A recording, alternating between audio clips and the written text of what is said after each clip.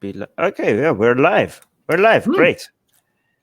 Great. I would have finished the chocolate a little bit sooner. It's like a thing. It's very chill here with our live streams. Awesome. Yeah. So be comfortable.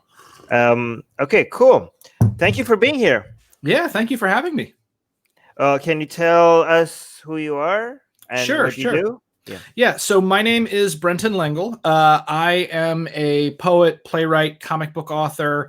I'm actually the author of Snow White Zombie Apocalypse, which started out as a play and is now a comic book, which has gotten great reviews. You can look it up. The second issue got funded on Kickstarter. I'm about to run a Kickstarter for the third once the second ships, which should be hopefully very soon. Yeah, I'm working on a fantasy novel with a pretty major goth band called the Crew Shadows. I was going to be at Dragon Con this year to read part of the novel. But unfortunately, Dragon Con is canceled due to COVID. So I'm figuring out, what to do for over the next few months. Cool. That's fun. So your comic. Yeah. Okay. I should have. I included a link into your YouTube and your Twitter in the description, but I should also do one to your comic. So if you after the show is over, send me a link on where people can get that, so I could include it as well. Yeah, absolutely. And if people just they can also just Google my name, Brenton Lengel. That's Lengel. First name Brenton. You can see it down there. I'm literally the only Brenton Lengel in the world, so you will only find me.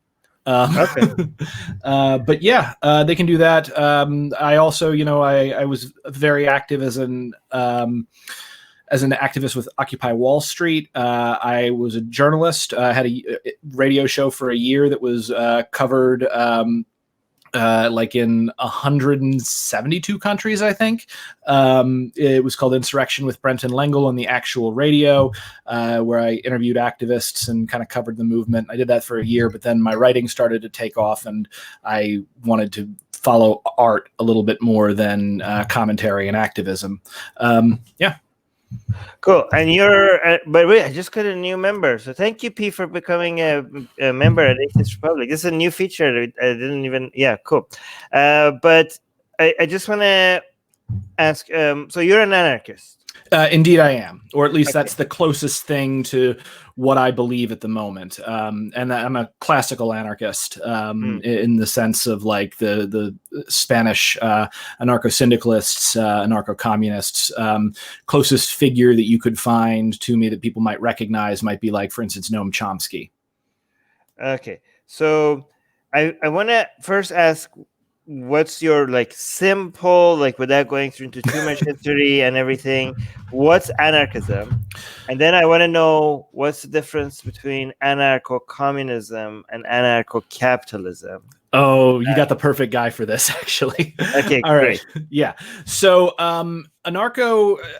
anarchism, and this is my own personal definition for anarchism. This was entered into Al Jazeera's Define Anarchism in 30 Seconds contest. It's one of my more popular videos.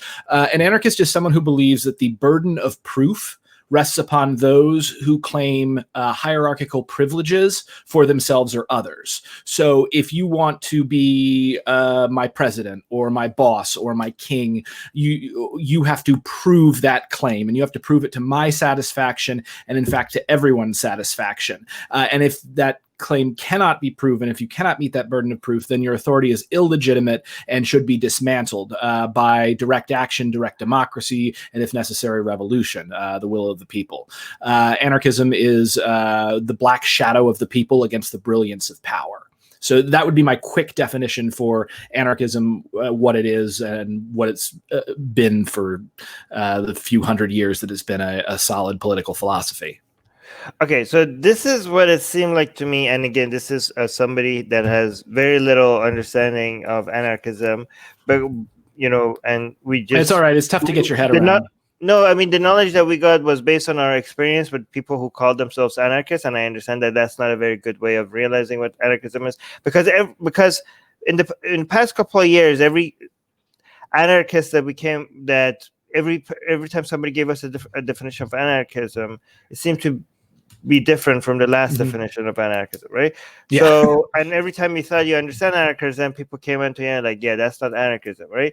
So it's kind of like, I don't. So it's kind of like herding cats. Anarchism is as an ideology, it is a naturally anachronistic, or not anachronistic, iconoclastic ideology, and it is anti-dogmatic. So anarchists by temperament tend to, we're nonconformists, man. Now, at the same time, there's not just that, but there's also fake anarchists out there, which are anarcho-capitalists. And wait, we're going too. We're going too fast. Yeah, okay, because here's the thing with the anarchism itself. Okay, what seemed to me just a few years ago that anarchism just meant we don't want any governance, any form of government. That's what it seemed like, and it seemed like most anarchists were like, yeah, no government, that's what we want. Okay, and then it changed slowly into, we just don't want any hierarchy. It seemed like it. I know that you're gonna say no, this is historically, this has always been the definition, but this and then I think to me it seemed like they switched from no government to no hierarchy, because they realized that there's no way that you could have no government. Even if there's no government, there's going to be some people that are going to start ruling over you, and that becomes the government. But they're like, okay, we can have government. There needs to be a flat structure. We're just against hierarchy. But then it seemed like a lot of people gave up on that, and they realized that you're always going to have hierarchy. As soon as you put somebody in management position, that's going to be hierarchy. And then it changed to no, we're against unjustified forms of hierarchy. And then I thought, well, so is everyone else. Like, what? Well, that's not entirely true. And I'll give you an example of this. A lot of the time when you talk to somebody, let's assume you went out, you had a tough night, and you got arrested. And a lot of the people that you talk to, and especially in the United States, you come up and you say, oh, I got arrested last night. The first question is, what did you do? Not what happened. What did you do? The assumption is that if you were arrested for good reason by the authorities, because the state is presumed to have the power to do this and to behave justly in these situations, which, as we're realizing, is not quite the case. But that still makes them believe in justified form. The disagreement with you over there would not be that unjustified form of hierarchy is okay. The disagreement over there with you would be, it is a justified form of hierarchy. Do you know what I mean? So technically, if the definition of anarchism is that we're against unjustified form of hierarchy, those people that you just described will also be anarchists, because they themselves also think that, well, we are also against unjustified form of hierarchy. You just disagree on what's justified and what's unjustified. Well, I mean, it's sort of putting it in purely negative terms just to get it out there very quickly. Like, and this is why it's important to understand anarchist history and to understand like the sort of evolution of anarchist thought throughout the years and anarchist political movements. Because it's the same thing as when people say I'm pro-life or I'm pro-choice. Literally everyone is pro-life and pro-choice at the same time. What they're disagreeing about is the legality of abortion. But it gets couched in other terms. So with anarchism, if you want to define it in negative terms, just as like a psychological tendency in people, it is the tendency to be skeptical of authority, or perhaps the tendency to be skeptical of power and concentrated power and authority in few hands. I would say like libertarianism. Yes and no. So libertarianism, right libertarianism, is a fake form of anarchy or of anarchism that was specifically developed like in the 1960s and 70s and funded and publicized by people like Richard Fink and Charles Koch. And it was done essentially because the United States government and a lot of high industry saw a revolutionary potential within within the youth of the 60s. Like if you look at the 60s, like with the yippies, there were people like Abby Hoffman and Jerry Rubin, and a lot of traditional structures and traditional ways of dealing with authority were going out the window.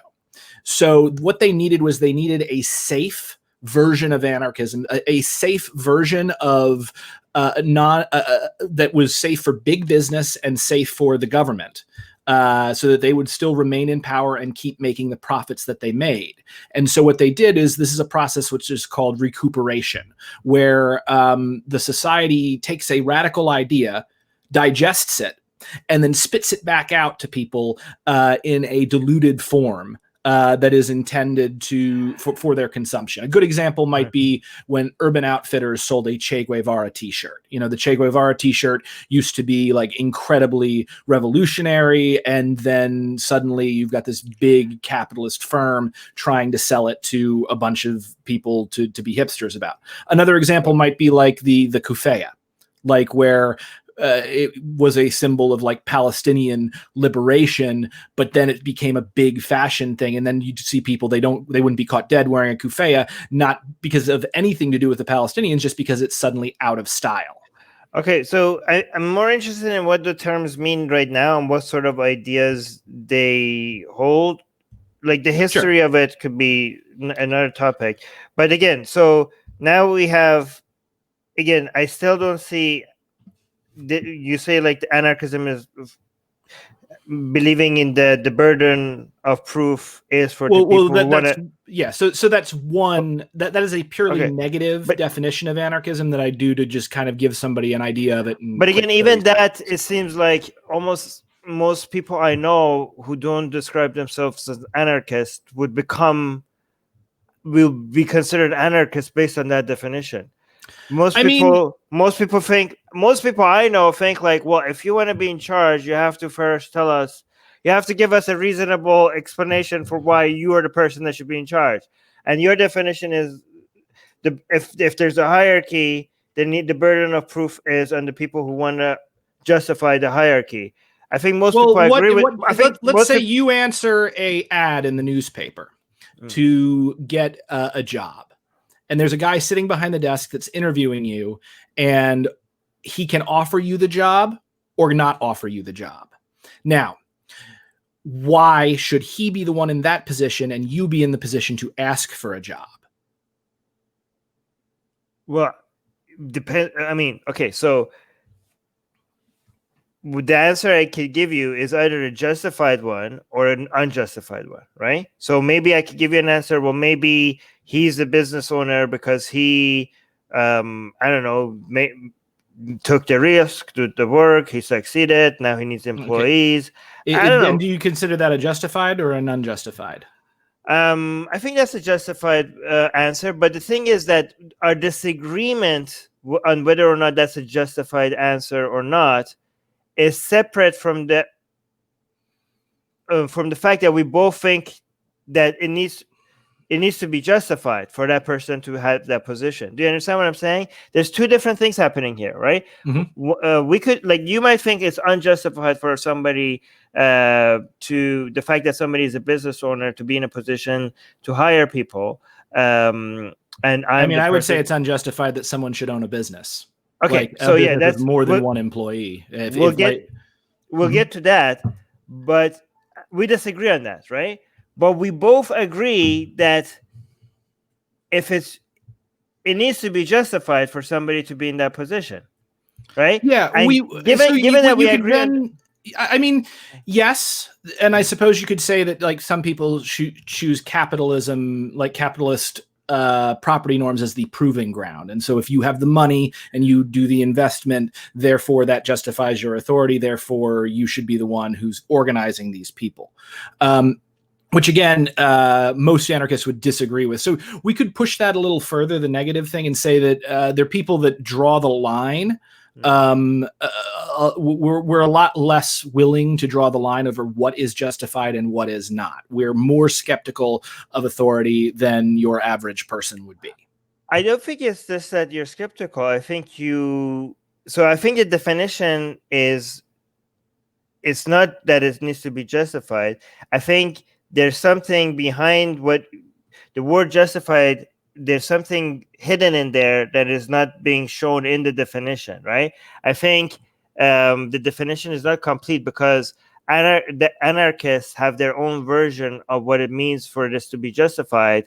And that needs to be, and then in that, for the definition to truly represent anarchists, we need to replace justified with what they actually mean, what they actually consider to be justified. Do you understand what I'm saying? Sure, but then that gets into the way of like actually getting the definition out quickly and easily.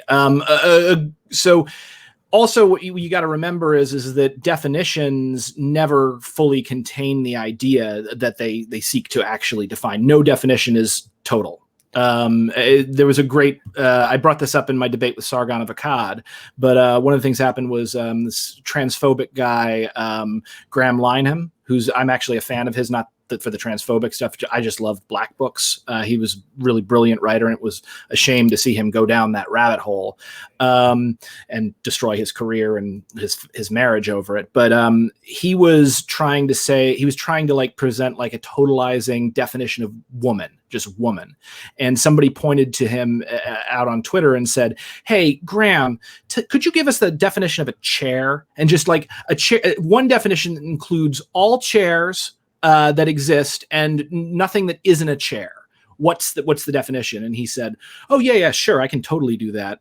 A single seat for a person, usually with 4 legs." And the person, was hilarious and very reminiscent of Diogenes. And when he mocked Plato's definition of a man, came in with a picture of a horse. He goes, "Look, a chair." And another person showed up with like a freaking picture of a toilet. Chair. Another person showed up with a picture of a bath with 4 legs, like a claw-footed bath, a chair. So okay. The thing is that these definitions can never fully, we can only do our best. We cannot exactly grasp anything because this language is symbolic and imperfect. Okay, so let's try to better understand then what anarchism is. Sure. So you don't believe in hierarchy. The hierarchy is justified if it's based on ownership of a business. Is that one of them? So traditionally anarchists do not, because we come, the school of thought, like the very first person to call himself an anarchist was Pierre Joseph Proudhon. And before we go into history, I just want to get a list of few things that most people consider justified form of hierarchy and anarchists don't. One of them is ownership of businesses. Is the other one ownership of property is or at least of private property, is in like ownership of property that you yourself do not possess and do not use, but someone else possesses and uses on your behalf. So anarchists would recognize the ownership of, say, your own home or your own business of one, or your car that you use as legitimate property. But like, say you own someone else's house and they pay you rent. We would say that is an illegitimate and abusive relationship. Anything else like that people consider to be justified form of hierarchy and like anyone in command of a police force or a military or political leaders, whether they are appointed or elected. So government as a whole, then. Yes and no. So we anarchists oppose the state, which is to say the military and the police primarily.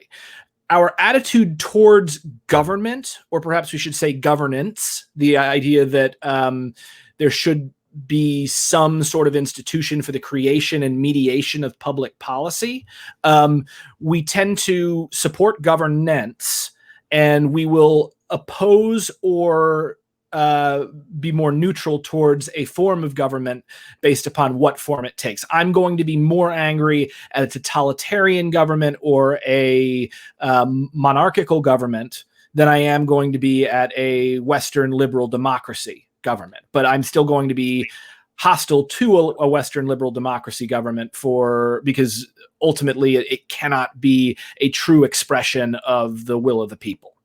So you want policies, but you don't want a state that could execute those policies?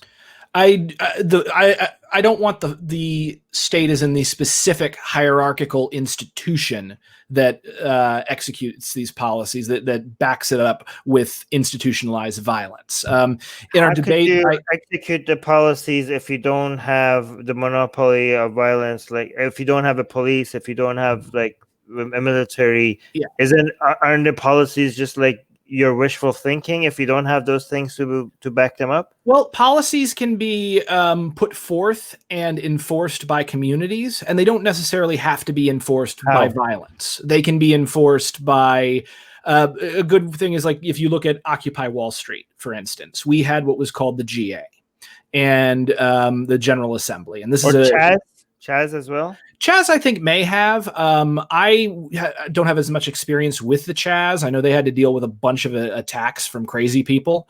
So that was a little different. We dealt with that, but nobody was shooting at us. So like we had a General Assembly, and every member of the community was welcome to come to the General Assembly and speak their mind. And at the end, we would have a vote. And depending upon what we were voting on, certain things required a majority vote. Certain things required full consensus of 100% of everyone involved. And other things people just did on their own. So the community kind of governed itself. But we had a institution that we used to get forth policy to make sure everybody was on the same page. And what would happen to bad actors and people who didn't follow your rules or policies? What would happen? I mean, it would depend on like who they were and what they'd done. Like there was a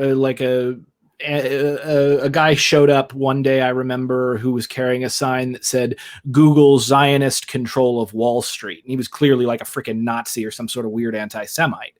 And so literally what they decided to do was a guy followed him around with a sign everywhere he went that said, this guy does not represent Occupy Wall Street. And people within the community wouldn't talk to him, wouldn't engage him. And eventually he left. So what if somebody came and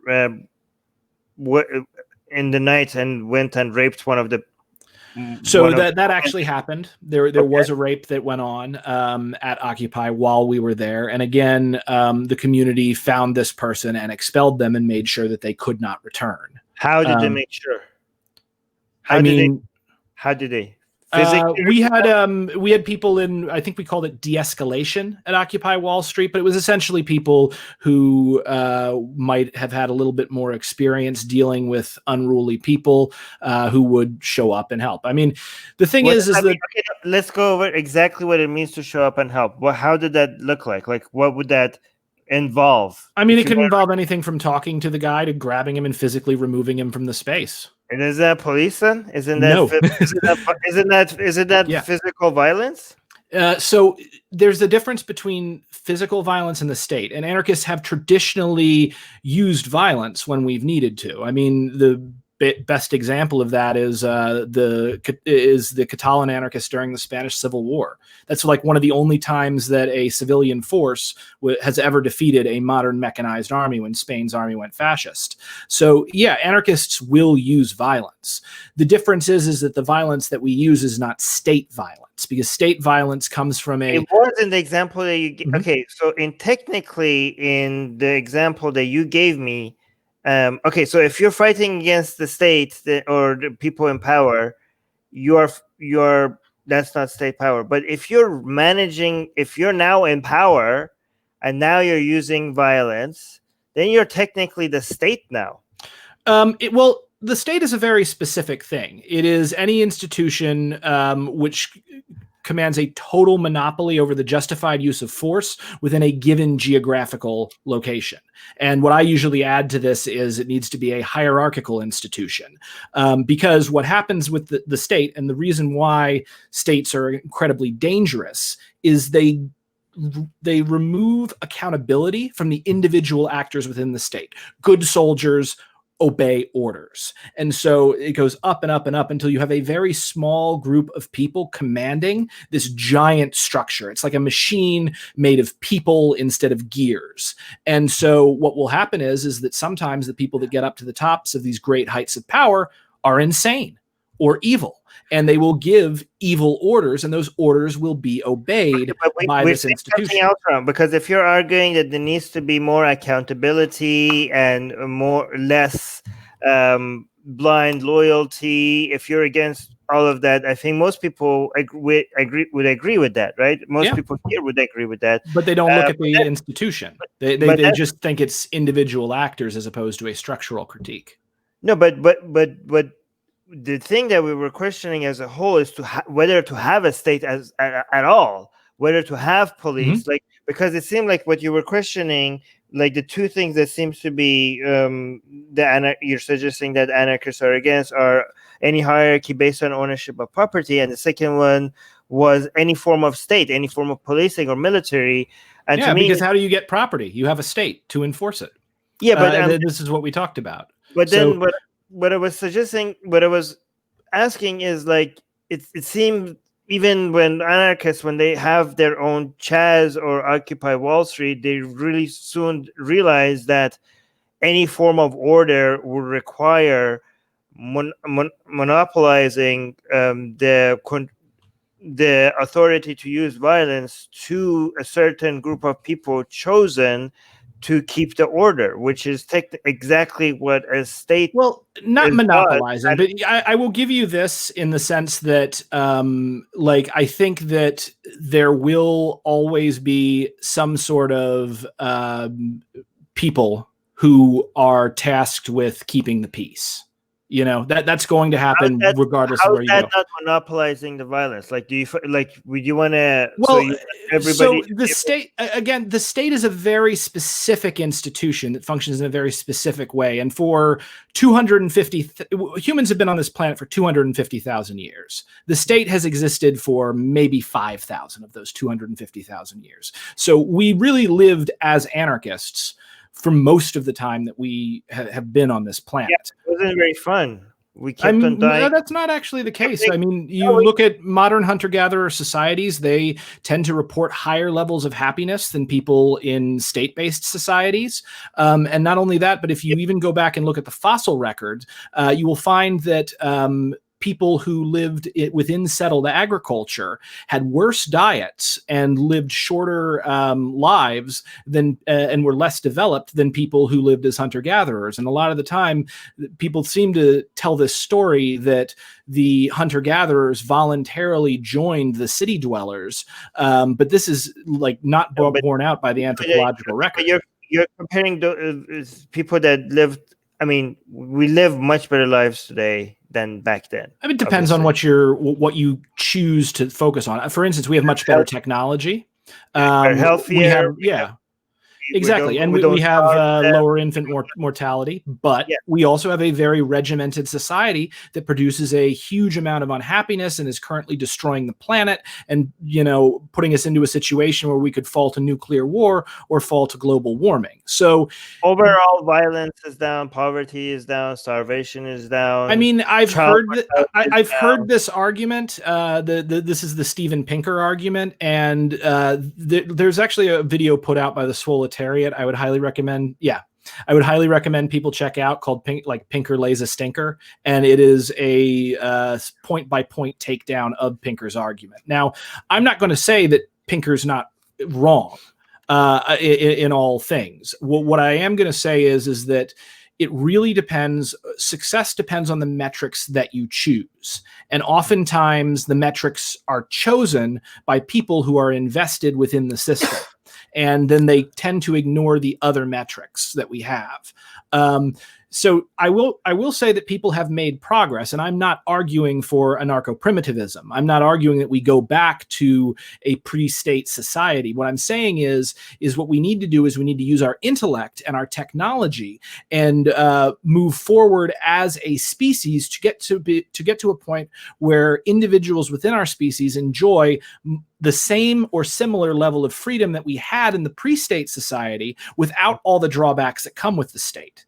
I think capitalism will get us there at some point, but we could. I can tell you a number of reasons why it absolutely will not and cannot. But I admire your I admire your optimism with regard to that.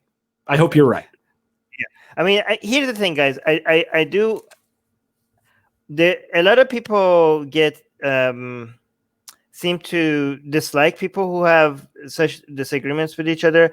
But one thing I want to remind always people is that we are trying to, at the end of the day, whether you're a libertarian capitalist or a socialist or an anarchist, except the fascists. I don't know what's wrong with them. Yeah, the screw fascists. But I think you got to draw the line somewhere. But I think the rest of us are just trying to figure out how to make the highest number of people happy, right? So I think every time people start like really using these disagreements as a way to really dismiss each other, I think that needs to be a reminder, like, hey, we're all trying to achieve the same thing. We're all trying to bring the highest number of people out of misery, and that should encourage us to continue having these discussions, right? I would agree. I think we have shared goals, and I know you're a very smart guy who cares a lot, and I've been really impressed. By the way, I wanted to say this in the debate. What I learned about Atheist Republic and some of the stuff that you guys have been doing around the world with building communities and getting into hot water with governments, I really admire that work, and please keep doing it. That's important work. Oh, thank you, man. So on Twitch, somebody mentioned something. I think he agrees with you. It seems like, right? Saying you need violence, but not a monopoly of violence. Yeah. I personally think monopolizing violence to a group of people that we selected to be in charge is one of the greatest inventions that mankind has ever come up with. Like, I think given how dangerous violence is and how multiple groups who are against each other, and it could be a chaos. I mean, maybe anarchists want chaos. I don't know, but maybe it could be very dangerous if different elements in society who are also against each other get to use violence. I think I understand that there are a lot of errors, and there's a lot of. It's not most governments are not ideal, and the fact that we have an electoral process doesn't always mean that the government is doing the will of the people, but especially not in the United States. Well, in the United States, it's better than most places, to be fair. Oof, that's disappointing, but I'll take your word for it. Right. So, I get what you're saying about that. I think it's the fact that we're getting closer and closer. Like, if you look at long history, to monopolizing violence to entities that, to some extent, reflect the will of the people, and hopefully going forward more will reflect the will of the people even more closely. I think that's better than any other alternative. I think this was one reason why we have seen violence, both as a percentage and I think as total number as well, but definitely as a percentage, dropping in the past couple of thousand years, is that because of this invention of monopolizing violence to a certain entity that is chosen, that is supposed to reflect the will of the people. But go on, sorry. No. So the two arguments you're doing here is, one, the Winston Churchill, democracy is the worst form of government except for all the others. And the other is this is kind of the Steven Pinker, the idea that by creating these formalized police forces and formalized military, we have made the world safer. And what I can answer that to you is a couple of things. The first being the atomic bomb. Like, the atomic bomb, the creation of these kinds of weapons would not have been possible without the state structure, nor would there have been a incentive to create these kinds of weapons. And of course, these weapons that we have, there are enough of them to destroy not just humans, but every other life form on Earth many times over. And all it will really take is one wrong person pushing a button in an office. I'm slightly exaggerating there, but, and it's important to remember during the Cold War how close we came to total global annihilation twice. The only reason we didn't get killed was like a Russian soldier in both instances chose to disobey orders and to not accidentally start a nuclear war when his superiors were telling him that the Americans had already carried out a first strike. The second thing being that, and this is why I really don't buy Pinker's argument that things are safer today. They may be safer like in our lifetime, and I think that's also because nuclear war is hanging over us, and that's why we haven't had a World War III yet, because if we do have a World War III, literally everybody dies. But if you look at, for instance, the last time the state fell in human history, which was the fall of Rome, and we moved into the Dark Ages as named by people that really liked Rome. What you found was when Rome fell, the Roman dinar largely became worthless. And as a direct result of this, it became almost impossible to raise large professional armies, and war declined. And as a result of war declining, yeah, there was maybe more like bandits and individual acts of thievery, but people were not swallowed up in these huge military campaigns that killed and starved millions. So similarly, what we've got... Okay, so first of all, I'm going to go through this atomic bomb and the Roman example that you mentioned. But before, I just want to address some people. When I said United States is one of the best, they're mentioning Canada and Europe. I didn't say United States is the best. I said it's high up there. Like, obviously, if you include Europe and Canada are also probably above US. I'm just saying when it comes to ranking, countries put us all to shame, I think. Yeah, Scandinavian countries, atheist dominated countries are very good. But again, yeah, I acknowledge that I didn't say United States is the best one. When it comes to the atomic bomb, I'm not convinced that without, I think,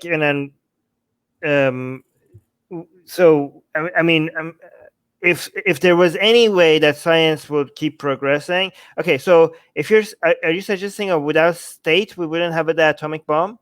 I am suggesting without the state structure and without the incentive of World War II and World War I, we would not have developed a weapon like the atomic bomb. So if the only reason why we wouldn't have an atomic bomb is because we haven't, I could only see that happening in a world that we didn't make the same scientific progress, right?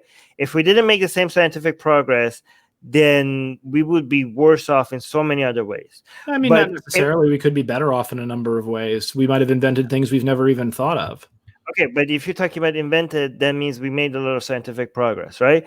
If you're imagining a world where we made all the scientific progress without a state, which I don't think that would be possible, but let's say it is, without a state, we made all the scientific progresses.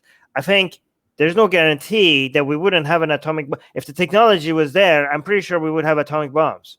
I mean, there's no guarantee. Why would anyone ever create a weapon capable of destroying an entire city if they weren't looking to use it? And the only reason you would be looking to use a weapon like that is if you are a nation looking to destroy the cities of other nations. Because you don't need to monopolize power for people to want to destroy their enemies.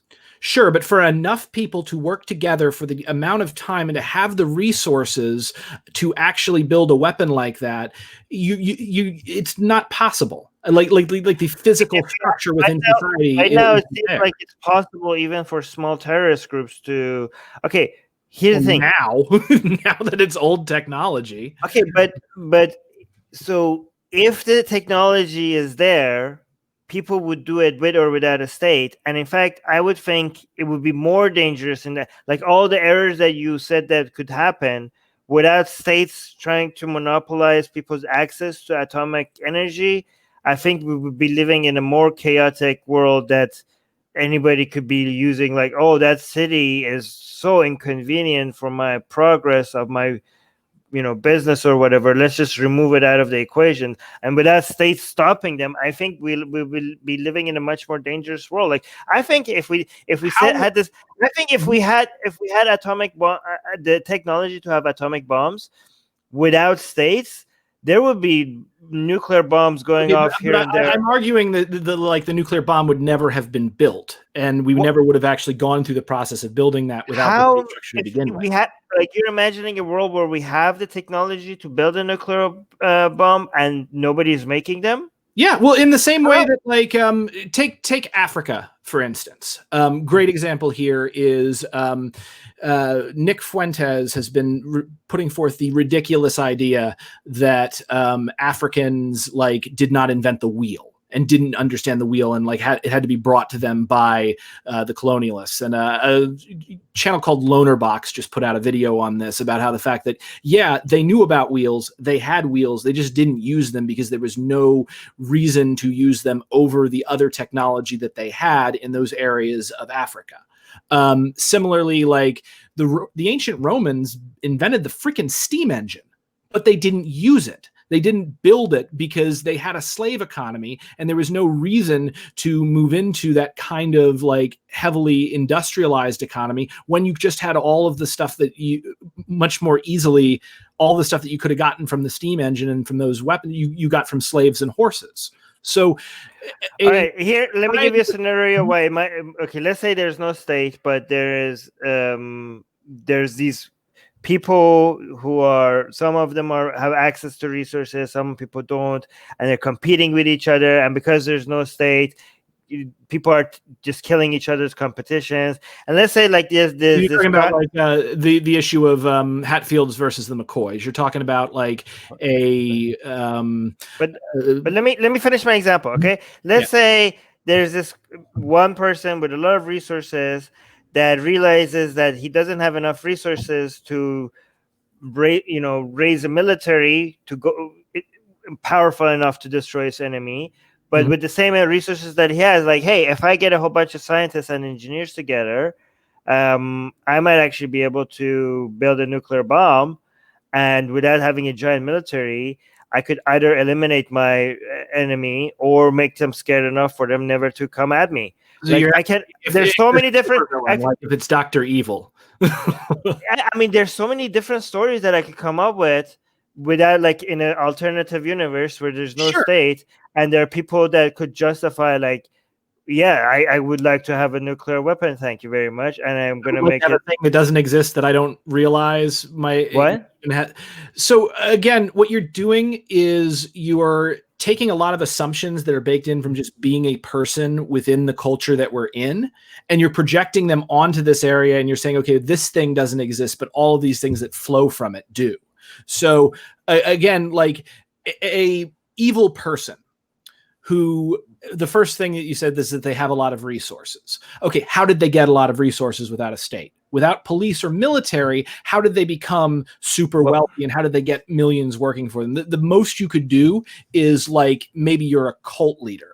And you've got a bunch of people who are working for you for free because you're very charismatic. But even then, that's hard to maintain, especially without pressure from the rest of society incentivizing that kind of cult. So, like, if you see, for instance, Tiger King, part of the reason why, all the crazy people in Tiger King worked for him was because they didn't fit in with the rest of society. So you think, like, if I like, in a world, let's say there's no states, right? But I managed to all of a sudden get let's say I have a small business. I start like giving people money to work for me, and then all of a sudden my business grows and grows, and then I hire security, and I become bigger and bigger, and my security turns into a goddamn military, like like a military, and then I have, like, I get to would that be a form of, like, would that be a form? You're essentially building a state. You're just building a mercenary. So based on what you consider to be a state, if you remove all states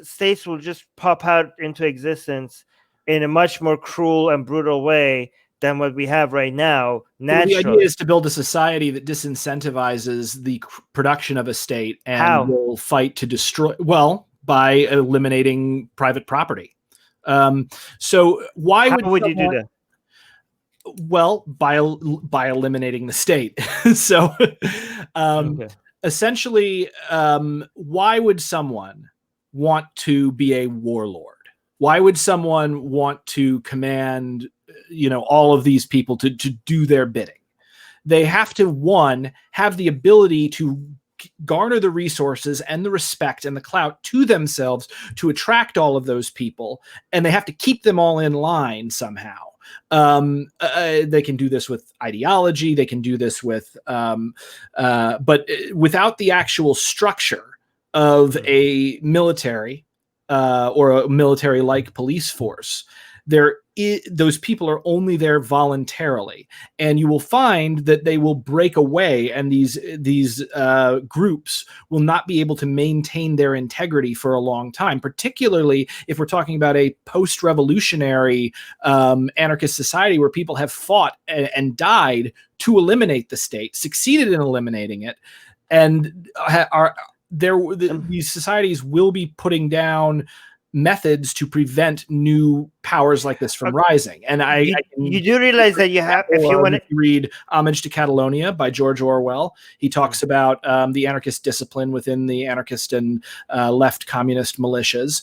The other thing that you can look at is the YPG, the PKK/YPG in Rojava, which were some of the best fighters against ISIS, and they were running under Maury Bookchin's Democratic Confederalism, and in fact only were defeated and suppressed when Trump betrayed them and allowed Erdogan in, which has sadly been one of the worst things to happen to anarchists. Anarchists have not traditionally fallen apart or been conquered. What has happened is that most of the time we have had allies that have betrayed us. First, the Red Army with Nestor Makhno. Well, you don't have an army. I don't know what it's easy to take over you guys.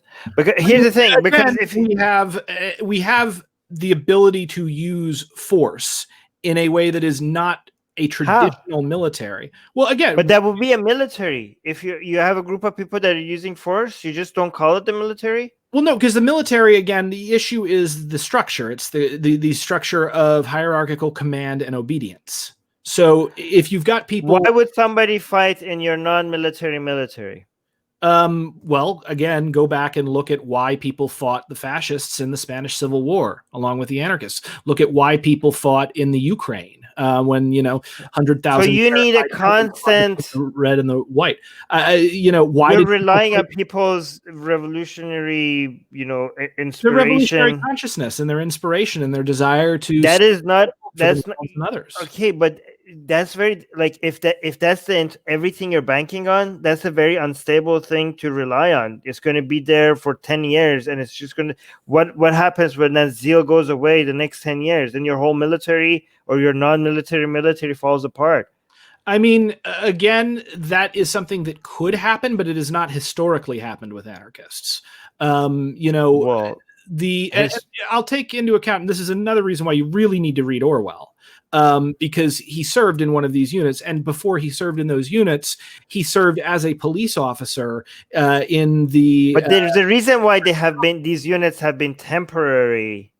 And well, the reason they were temporary was, they were eventually small back by the Bolsheviks and suppressed.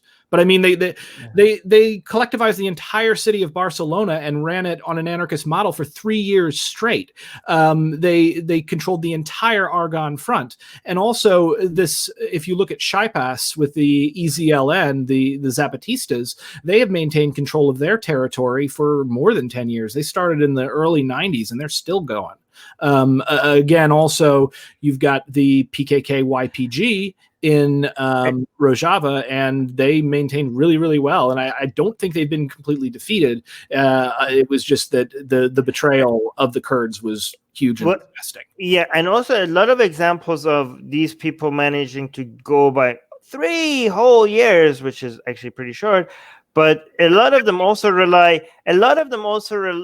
based on the general security that more powerful militaries around them is providing. Like that is 100% not the case. Absolutely not in Rojava, and definitely not in the Spanish Catalonia, and not in the Ukraine. If there were no states, the standard of what can be done to these groups of people would have been a lot lower. And they would have been wiped out off the map. But no, states were not protecting them.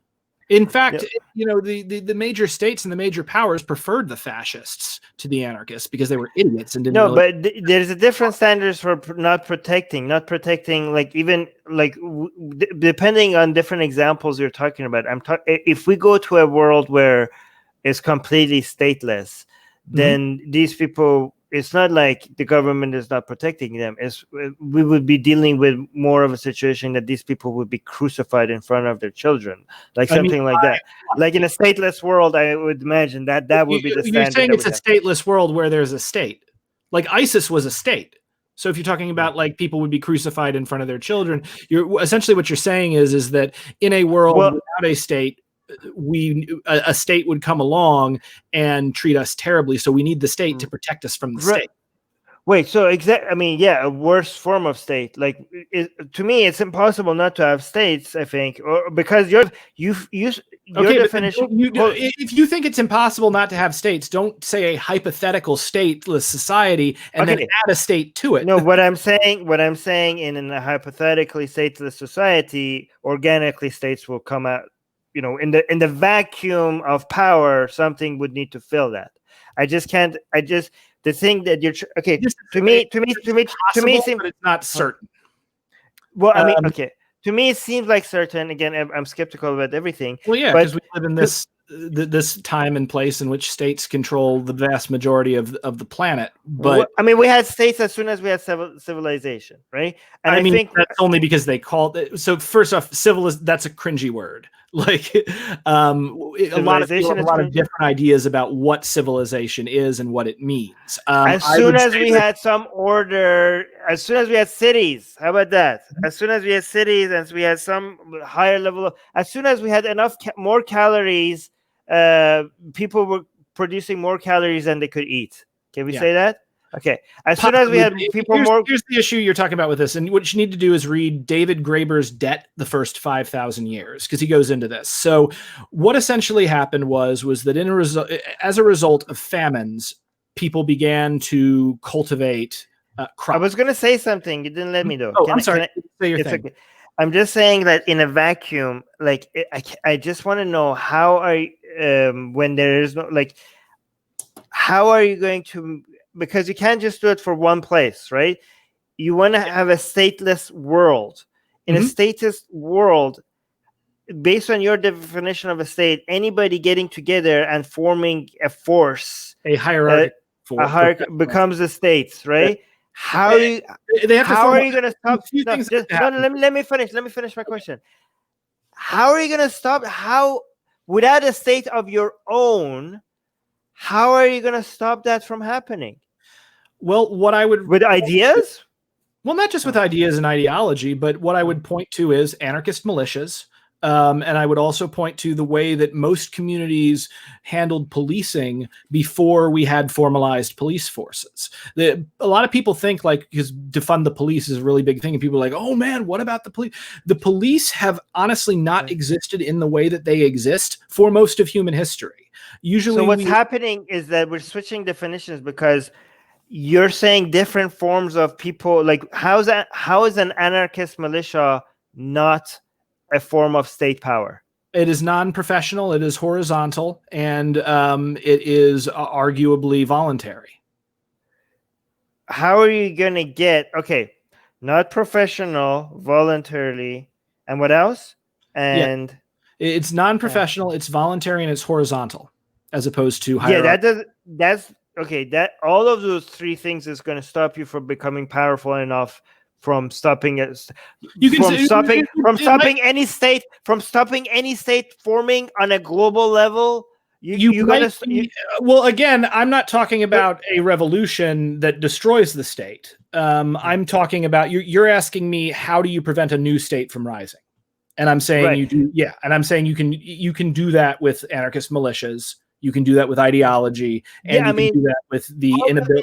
Things that you mentioned is going to handicap you against a force that is okay with having professionals, I think, right? And having hierarchy and structure. Yeah, and professionals need to be paid. And that's another problem with currency, which is why I was getting into David Graeber's Debt: The First 5,000 Years. So what's important to understand about the role that currency plays in the formation of the states and why currency became a big thing is that it was used with regard to professional armies. So what would happen is wars would happen before the state. I think the Iliad might be an example. So wars did occur, but specifically as settled agriculture took on and people began to have surpluses, what happened was that people needed to tax those surpluses. To tax the surpluses, the taxes were measured in silver, which was mined by slaves. So what happened then was once the slaves were mining the silver, coinage was invented, and silver coins were passed around and used to pay soldiers instead of in the form of plunder to be part of regular armies, which were then sent out to have wars of conquest against other city-states, to capture more slaves, to mine more silver, to hire more soldiers, to go out and capture more cities, to capture more slaves. And oh my, I've gone cross-eyed. This triangular relationship between minted currency, wars of conquest, and the state it's all conjoined. And if you can destroy that, if you can destroy the ability to amass huge private fortunes, if you can destroy the ability to how are you going to destroy that with militias that are handicapped in 3 different ways compared to the better? Again, read Orwell. They actually it takes a little bit longer for a non-hierarchical militia to like get to fighting form than necessarily what we see with like a modern hierarchical military, but oftentimes they make better decisions and served as better warriors like in the field. And this was proven out both in the Russian Revolution and in the Spanish Revolution, because they literally, especially the Spanish Revolution, they defeated a modern mechanized hierarchical army with better weapons, professional soldiers, and these are non-professional union members with antique weapons left over from World War I, handmade bombs, and no heavy artillery or armor. And they still and also when the zeal is gone, by the way, I don't know how non-professionals are going to keep volunteering in this military. Because people need to protect their communities and the people that they love. It's the same reason why the constable until they realize that it looks like Chaz, and they're like, yeah, no, never mind. Okay, well, they go home. Hang on. Were you at the Chaz? Well, no, you weren't. So don't talk about the Chaz, because the same thing happened with Occupy Wall Street, where a bunch of people who weren't there, well, I'm skeptical what was going on, came in and had all these ideas and spent all their time scoffing. Were you there? Not really. Were you at the Chaz? No, but I was at Occupy Wall Street, so I can tell you a lot of the stuff. But you don't. But you're okay. But because I wasn't there, and because you were in there, we could have some skepticism about what we think it happened. Certainly. And I do have some skepticism. Skeptically, you were coming to firm conclusions about how awful the Chaz was. Oh, no. Everything I say, no matter how firmly I say it, there's something like, let me just clear. I have no certainty about anything I'm saying. I'm anything I'm saying could be completely wrong. Just to clarify that, right? I have no idea what I'm wrong about. Being very certain there. Yeah, so I usually do sound like I'm very certain, so I have to always clarify. I'm not certain about anything.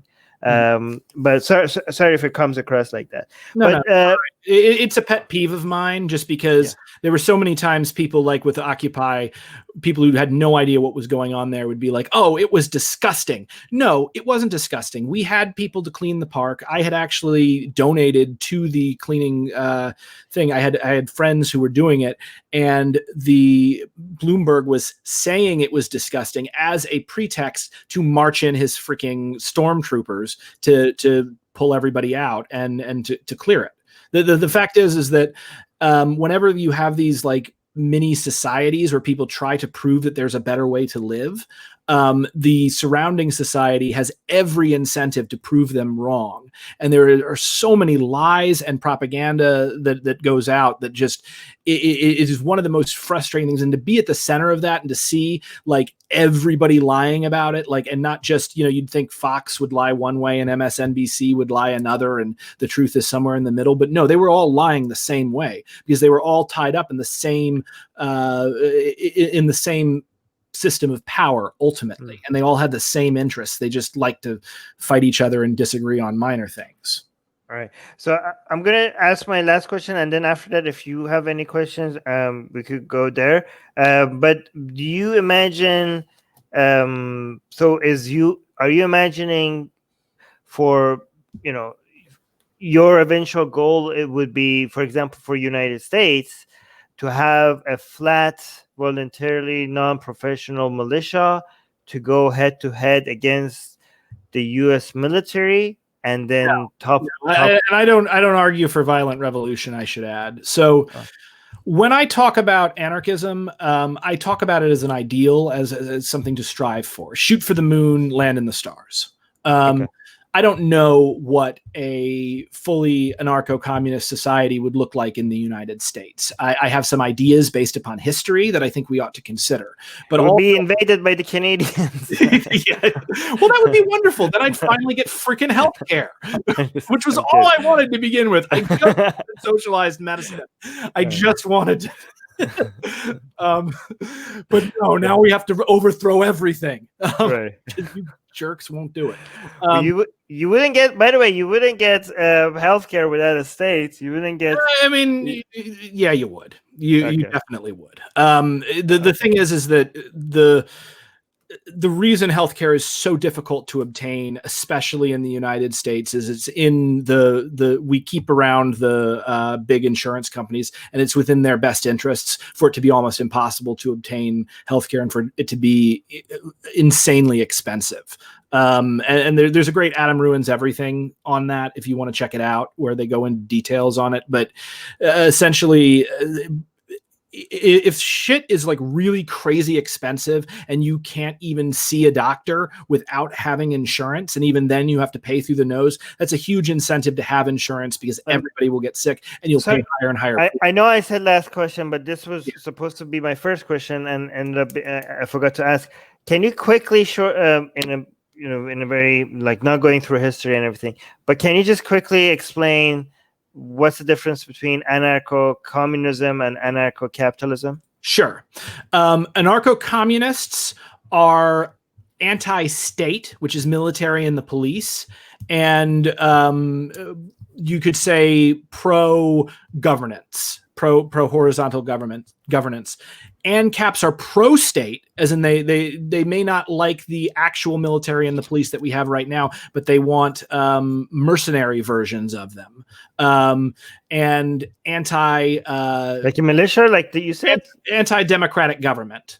So no, they want, like, Blackwater. They want Blackwater to compete with Lone Wolf's Inc., to compete with Pinkerton's Inc., which is ironically how policing in the United States actually started historically in the North. And would an anarcho-capitalist listening to you right now agree that that's the fair description of what they say, or would they say you're misrepresenting it? Confused. This is what I would say.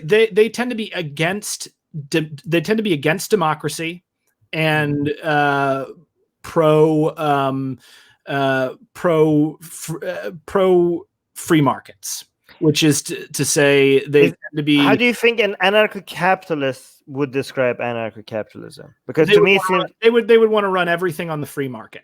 So for-profit prisons, for-profit police, for-profit judges. You can already see the problems with this, by the way. So that's the difference between libertarians and anarcho-capitalists, I think. I mean, I guess I have to bring an anarcho-capitalist as well. But I think a libertarian... Anarcho-capitalists think bow ties are cool, and no, bow ties are never cool unless you're the doctor. I think as a libertarian myself, I see a role for the government, right? Mm-hmm. I don't think everything should be private. Libertarian, so anarcho-capitalist wants to remove state from almost everything. But I think as a libertarian, I go back to what Adam Smith thought the role of government should be. Like, we acknowledge that there are many things that the market is blind to. There's positive and negative externalities the government needs to step in and adjust for through taxes and subsidies. The government needs to protect its citizens. The private market would never be able to do that. So again, libertarian, a lot of people confuse libertarians with anarchists. They think like, oh, we don't want government. That's because the very first person to call themselves a libertarian was actually an anarcho-communist by the name of Joseph de Jacques. The word libertarian was stolen by the right wing to create a right-wing version of anarchism that served capitalist interests. Okay, but libertarian, I don't know the history of these words, but what it means today it's neither anarcho-communist or anarcho-capitalist, what libertarian means today. Yeah. Libertarian, yeah. It's the ideology put out by Richard Fink and Charles Koch, and Wealth of Nation, Adam Smith. It doesn't really contradict much in that. I mean, no, you'd be surprised. And in fact, there's a great, if you look up, there's a YouTube video of Noam Chomsky talking about the difference between his form of anarchism, which is close to mine, and libertarianism. He talks about Adam Smith and the real Adam Smith, who said stuff, like that we had to stay away from the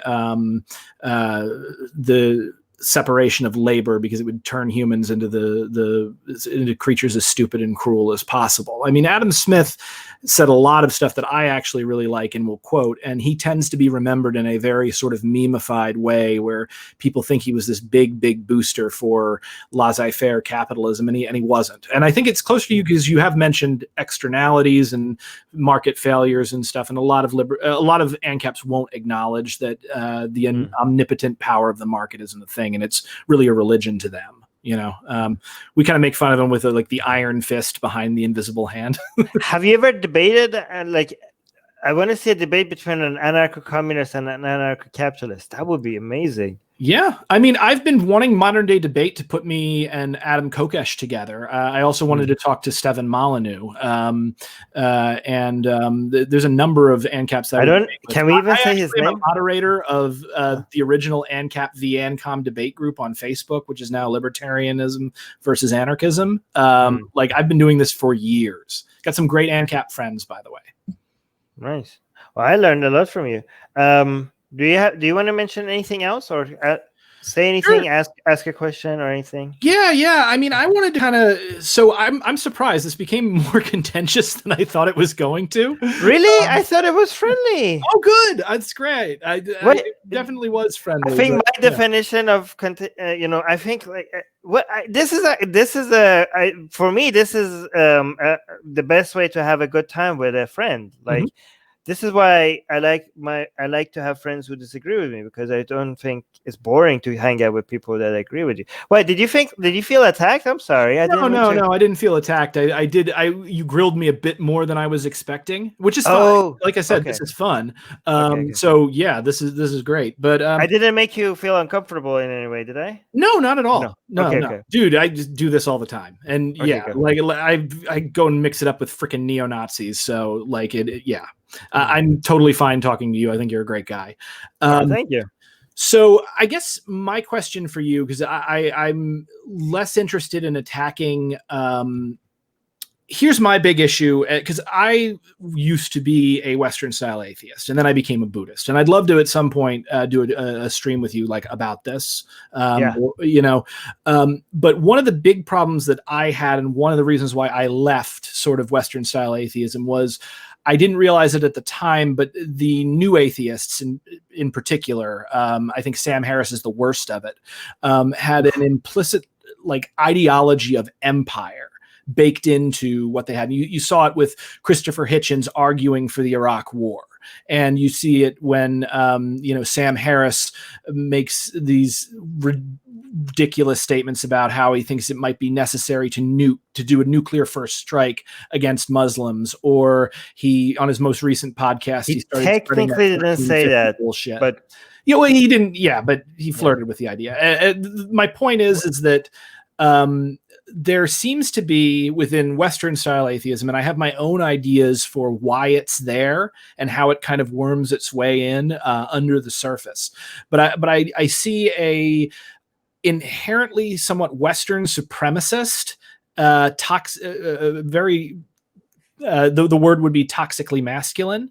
But if you want to know what I'm talking about, look up George Carlin, The Male Disease, as opposed to reading a bunch of feminist tracks. It'll be the same thing that people will understand.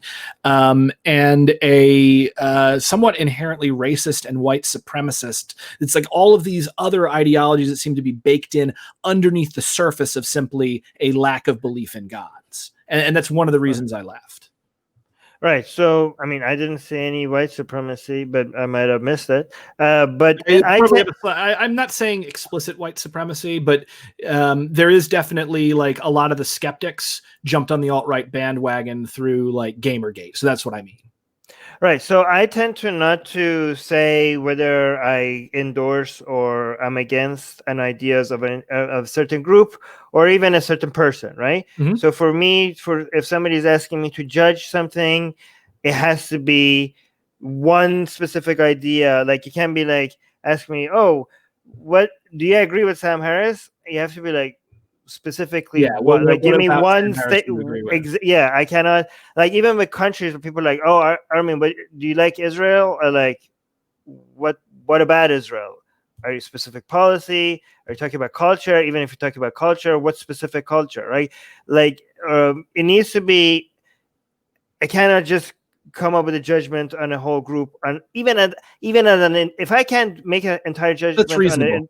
an individual, then how could I do that about an entire group? So if somebody asks me, Armin, do you agree with Sam Harris? I like give me the statement and the context, and I will pass my judgment on that specific thing, not on the entire Mhm. person, right? So that's how I look at everything, right? I mean, I don't agree with myself. Me either. Just 1 month ago, right? Yeah. So, so I mean, and I also think like, I mean, people are wrong all the time. We are wrong all the time. I just think Mhm. like sometimes, even when I find somebody saying something wrong, I try to be charitable to their intentions, right? Even if they're saying something that would like, what the hell? How could you say that? But I don't jump to, oh, you must be a white supremacist conclusion Mhm. that fast. Sure. Sometimes some people make it very easy for you to realize that, okay, they are white supremacists. But even when somebody says something that seems to be coming from those narrative, I might think like, well, maybe he or she has like other intentions. Like let's be charitable as much as we can to them. I mean, here's the thing. I'm Again, this gets me in trouble, right? Mhm. But I can, like, even an ISIS terrorist, right? Right. Like even that person might be thinking, I'm doing this for the betterment of humanity as a whole. Like obviously I'm not sympathizing with them, No, certainly not. but their intentions might be pure. Again, that doesn't mean, a lot of people are like, oh, does that make it okay? I never said that makes it okay, right? Yeah. But intentions are not everything, but The road intentions to do hell is matter. paved with good intentions, is the Yes, phrase. but that's true, but they do matter. You Mhm. cannot, like, just because good intentions could get you really dangerous results, that doesn't mean that you should completely dismiss intentions. Because if you want to fight the ideas of the people that hold those bad ideas, you need to know what their intentions are. Like what their intentions are should be part of the calculation, I think. What I was mainly saying is that there seems to be this culture sort of baked. I mean, a good example would be maybe when Atheism Plus. This was from several years ago, but when Atheism Plus started to come out, because there were like women being made to feel incredibly uncomfortable at like certain atheist conventions and stuff, and you can sort of see like a more toxic undercurrent within the atheist community. And I'm wondering, what that comes from, and if you think that that comes from the specific, like sort of very Western Enlightenment ideology that seems to be inherent, as opposed to simply the lack of belief in gods. Oh wait, so you're saying, sorry, you're saying that the fact that they're suggesting that Western idea, sorry, say that again. Western culture is superior. Is that Yes, a lot of them are suggesting that Western culture is superior to the savage Islam, and it seems like, and I'm not saying everyone okay? who is an Well, atheist is like this. is that not true though? I mean, it would depend upon what you're talking about. Like, do I Okay, think so Western culture is superior to ISIS? Yes. okay, so I don't like using Western culture because Western culture includes Nazism, and also I know you're a Good communist, but point. You got me. right, but what people usually mean when they're referring to Western culture, I refer to as Enlightenment values. And to be fair, Enlightenment values did become popularized and nuanced in Western Europe. But I don't like. But it's not Western cultures, because Western culture includes a whole bunch of crap as well. So I like to use the Enlightenment values label on it, just because even though it came out of Western Europe, it works everywhere, almost everywhere. In my, in my opinion, you could compare North Korea to South Korea. You could compare Hong Kong to China. You could look at South Korea. You could look at a lot of countries that use those ideas and became better countries because of it, right? So even though it came out of Western Europe, I think it belongs to the whole world. And I think not using the label Western values encourages more people to use that, to accept those values. But if that's what they're referring to, I mean, it's really hard to get worse than Islam these days. Islam is one of the worst ideologies out there. One of the worst popular ideologies out there right now. Okay. I mean, I'll take your word for it on that, because you were Muslim, so I'm not going to try to tell you know more about it than I do. Right. But what I'm kind of trying to point out here is, for the longest time, the West used "we are spreading Christianity" as their ideological reason to conquer and to colonialize all of these quote unquote savage people. And this legacy of colonialism is part of what has damaged so much of the world, and is part of what is rebounding on the nations that did it right now, and eventually led to the birth of fascism. Like, fascism in a lot of ways is people at home treating their own countrymen like a colonized people. So, I mean, essentially what I'm saying is I see that there may be a danger in Western secular atheist ideology being used as a pretext for war, in the same way that Christopher Hitchens argued for war in Iraq, and we saw how well that worked out. And the idea that we will modernize these backward savage people. So here's an example I give you, right? I give you two examples, okay? Nazis use the ideas of Darwinism and evolutionary theory to justify what they were doing, okay? That doesn't mean that we shouldn't teach evolution. That's still good information that still need to be taught. Just because some people misuse it, that doesn't mean we should avoid that. Another example is some people use unjustified intervention. Some arguments for unjustified intervention is not Western superiority. Sometimes it's human rights, right? And just because human rights is sometimes it's misused as an excuse for unjustified intervention, does that mean that we should not fight for human rights? All right. So these are examples to show, like, if the ideas are good, they're good. And if they become popular, people will try to jump on that and misuse it for their agenda. We should fight the misuse rather than the good ideas that are being misused. Yeah, that's very noble, and I think that's probably the best answer I could have gotten. So thank you on that. Oh. I had one other, and I guess my question here is, because I do want to do a stream with you on Buddhism. Just what do you know about Buddhism, and what's your thoughts about it, like as a world religion?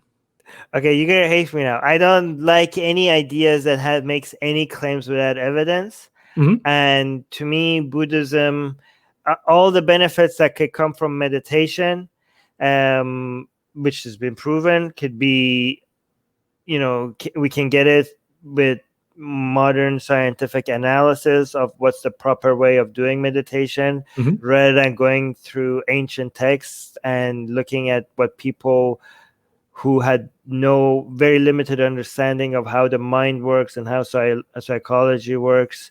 I don't think those are the best sources of people to to use as reference to tap into your consciousness. I also think Buddhism comes. I'm really no. This is really interesting. So I'm sorry. Keep talking. I also think that Buddhism comes with a lot of baggage of superstitious nonsense, mm-hmm. Like karma, reincarnation. But yeah, I wouldn't disagree with that. Right. So, and I think we could Oh my God, I do can't wait to better. talk to you about karma because this is going to be fun. I think we could do. I think we could do so much better. I think, like, given that Buddhism is tied into that all that superstition, and I'm against superstitious beliefs very aggressively, right? And Yeah. I think that even if you come up with a version of Buddhism that doesn't have superstitious belief, then why do you even call it Buddhism? Just call it like meditation, or I don't know, scientific methods of tapping into your consciousness. Don't use the label Buddhism that legitimizes and gives authority to a set of idea that has a whole bunch of superstitious baggage with it, right? We should definitely do a stream or a debate on this or something, because this is fun. So basically, that's your opinion on it. Yeah, and Vikram also wanted to know: do you agree with Sam Harris's style of Buddhistic atheism? I mean, I don't know a lot about it. I never really liked Sam Harris. I think he was the worst of the. Maybe you would hate some of his ideas on new atheist ideas, but maybe once you read like his book on waking up, maybe you'd be like, okay, I hate all your other stuff, but I like this. Maybe, I might very well. Yeah, I will definitely look into it, because I'm trying. So I'm trying to arrange right now a debate between myself and Rationality Rules on free will. And he has said that he wants to do it, but he's been busy and we're trying to figure out if we're going to get a date to do it or not. And that would kind of be, I'm really excited to do that, because it would be pretty much like a showdown between because I know he's like kind of a Sam Harris scion, and I'm really into Alan Watts.